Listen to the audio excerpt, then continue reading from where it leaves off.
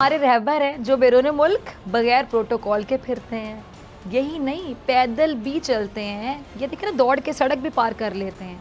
कहीं जाना होता है तो टैक्सी भी करा लेते हैं और टैक्सी ड्राइवर को किराया देते वक्त उससे धेले धेले का हिसाब भी लेते हैं हमारे रहबर। यानी अपने माल की बात हो तो एक पाई भी छोड़ने को ये तैयार नहीं होते हैं।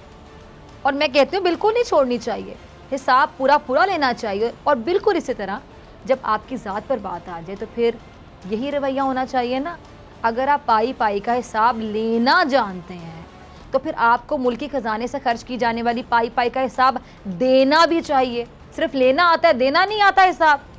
अभी आपने देखा कि शहबाज शरीफ साहब, इनको ये तो याद रहता है कि ड्राइवर से एक सिक्का लेना है।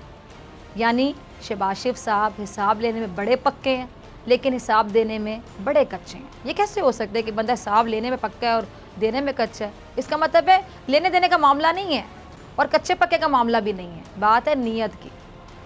अब आमदन से ज़ायद असासे, रमज़ान शुगर मिल्स केस, जाली टीटी केस, मुश्ताक चीनी जैसे सहूलतकार, 56 कंपनियों का केस, तरह तरह के इल्ज़ामात इन साबिक वज़ीर आला के दामन पर हैं।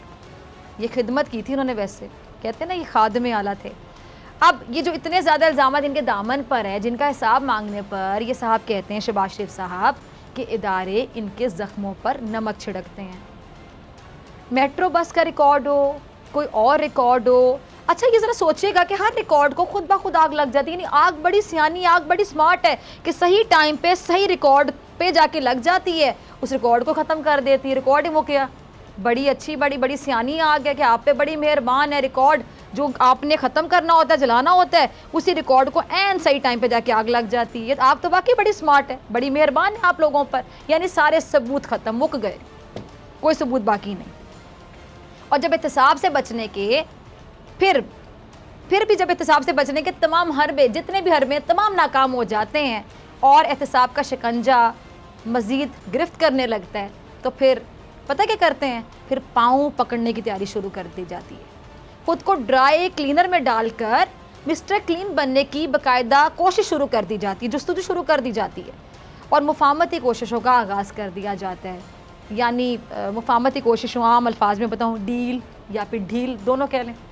लेकिन फ़िलहाल मुआफ़ी चाहने वालों को इदारों से आपको पता क्या जवाब मिल रहा है? जब आप किसी को फ़ोन में लाते हैं तो अक्सर आप सुनते होंगे कि आपका मतलूबा नंबर इस वक्त मसरूफ़ है, बराए मेहरबानी कुछ देर बाद कोशिश करें। इनके साथ भी यही इनको जवाब मिलता है। अच्छा, शहबाज शरीफ साहब ये तो आसिफ अली जरदारी साहब के बारे में कहा करते थे कि जी उनको लाड़काना की लाहौर की सड़कों पर घसीट कर उनसे लूटी हुई दौलत बरामद करेंगे, और बड़े जोश से कहते थे। लेकिन जब शहबाज शरीफ साहब का कहा हुआ कह लें कि खुद उनके गले पड़ गया, खुद उन पर उल्टा आ पड़ा, तो अब उन्हें यही सब कुछ बुरा लग रहा है। पीपल्स पार्टी के चेयरमैन बिलावल जरदारी इसी तरफ इशारा कर रहे थे जब क्या कह रहे थे कि बजट के वक्त शहबाज शरीफ साहब का गायब होना हजम नहीं होता। और बिलावल ने वाज़े अल्फाज में यहाँ तक कह दिया कि पीपल्स पार्टी किसी के पाँव नहीं पकड़ेगी। यानी बिलावल ने शहबाज शरीफ साहब को तनकीद का निशाना बनाया कि शहबाज शरीफ साहब डील के पीछे भाग रहे हैं, शहबाज शरीफ साहब अपना उल्लू सीधा करना चाहते हैं। अच्छा, फवाद चौधरी साहब ने एक ट्वीट किया है, ज़रा टीम चलाइएगा, ट्वीट आप अपनी स्क्रीन पर देख सकते हैं नाजरीन। क्या लिखते हैं फवाद लिखते हैं कि शहबाज शरीफ साहब पर इल्ज़ाम है कि उन्होंने 25 अरब रुपया जालसाजी से पाकिस्तान से बाहर भेजा। ये रकम वो है जो पता चल गई, असल रकम इससे बहुत ज़्यादा हो सकती हैं। FIA की जो तफ्तीशी टीम है उसको किसी सवाल का जवाब देने को तैयार नहीं है। कहते हैं कि बच्चों को पता होगा और बच्चे मफरूर करा दिए, इनका जेल से बाहर होना मजाक नहीं तो और क्या है। ट्वीट आपने पढ़ी फवाद की।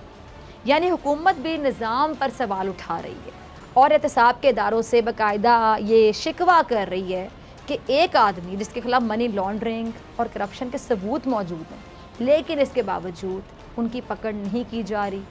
और जबकि शहबाज शरीफ साहब ये शुक्र बजा लाने के बजाय कि वो अब तक जेल से बाहर हैं, वो FIA को बाकायदा तेवर दिखा रहे हैं। अच्छा, जैसे मैंने शुरू में कहा कि अगर शहबाज शरीफ साहब को लगता है कि वो वाकई बेगुनाह हैं तो फिर अपनी बेगुनाही के सबूत दें और बाहर चले जाएं। लेकिन ये तो रातों रात आना चाहते थे ना। ये शहबाज शरीफ साहब वही है ना जिन्होंने अपने बड़े भाई के लंदन जाने की गारंटी दी थी, ज़मानत दी थी, लेकिन फिर क्या हुआ? आए वापस वो भाई, फिर खुद ये रातों रात दबे पाँव लंदन खिसकने की कोशिश की, जो वजारत दाखिला ने नाकाम बना दी। शबाशी साहब एक ऐसे शख्स हैं जिन पर करप्शन के एक नहीं बल्कि कई इल्ज़ाम हैं, और वो अगर ये समझते हैं कि उनके साथ नाइंसाफ़ी हो रही है तो फिर अदालतें तो आज़ाद हैं ना, और ये अगर बेकसूर हैं तो अदालत उन्हें ज़रूर इंसाफ देगी। लेकिन अगर वो कहते हैं ना कि चोर की दाढ़ी में तिनका, अगर वो आ जाए तो फिर वो एहतसाब का सामना करने के बजाय कतराएगा। सिंपल सी बात। सब्सक्राइब करें और बेल दबाएं ताकि कोई खबर रह न जाए।